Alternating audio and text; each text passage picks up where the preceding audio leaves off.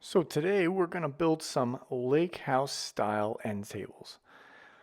All we built them out of was 2x6s and 1x6s. And I stripped everything down, made all the cuts in advance, and then I used my tapering jig here to use it as an edge joiner.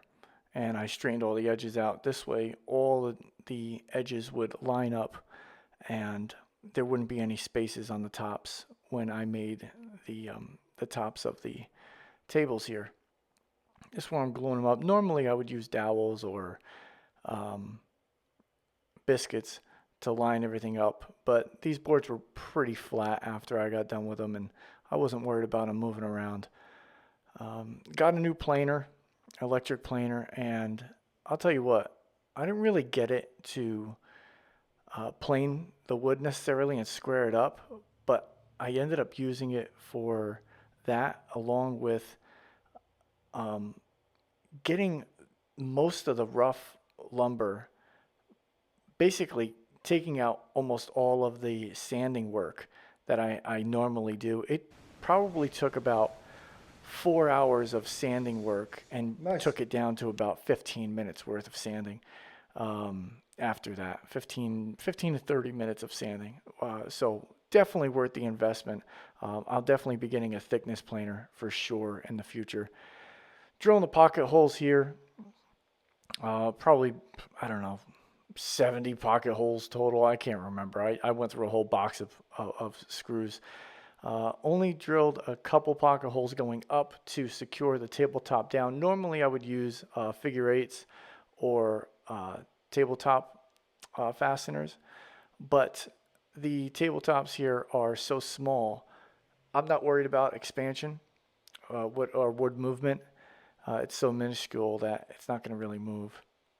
So what I'm doing here, I actually did it in the wrong order. I should have done the shorter aprons first, and it comes to bite me in the bum later. You'll see that in a second, um, right around here. And this is when I realized that my bit isn't long enough to get around, and I already glued everything and it's set up. So, yep.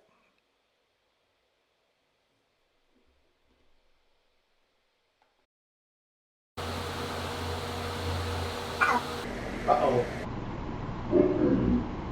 Yeah, you can definitely see me contemplating life choices right about now.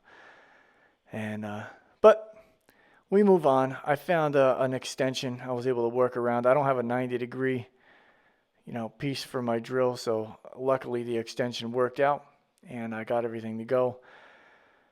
On the other board, on the other table, I did it the right way, and everything went very, very smooth. You see me using 2x4s as spacers to put the bottom aprons in, so I have a nice even spacing at the bottom, and it gives it a nice look. I also inset all the aprons. This is what sets beginners apart from professionals. Having these small little details, having that extra, going the extra mile to inset everything and rounding over the bottoms of the legs so that they don't chip and break off when people drag them inevitably. I'm rounding and breaking over the edges of all the wood here, so it's not just square. All that stuff really makes a big difference. This paint is the Dynasty collection from Bear, and it is called Deep Breath. The color is amazing. I'm so glad Anisha picked it out, and fantastic, fantastic color. She also picked out the stain color, so uh, the look of this table is really, really all because of her.